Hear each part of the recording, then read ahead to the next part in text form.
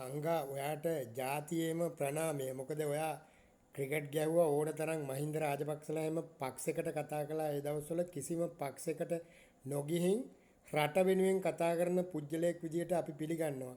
මේ කතාව අහපුවම ඒක ඔප්පු වෙනවා සහෝදරයා.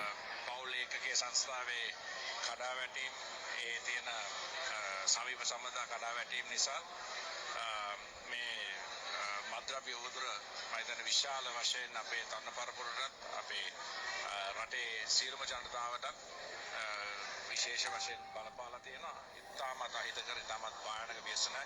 ඉතින් මෙවැනි ක්‍රියාවලියකින් මේ උදුර රටෙන් තුරන් කරන්න පුළුවන් නම් අපේ ජනතාවත් අනාගත පරපුරත් බේරා ගන්න පුළුවන් කියලා උන්ට කරන විශේෂ සේවයක් කියලා මම විශ්වාස කරනවා. මම හිතන්නේ ස්තුතියි.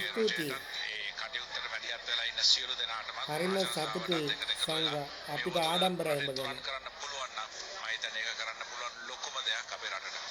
මමත් හොඳ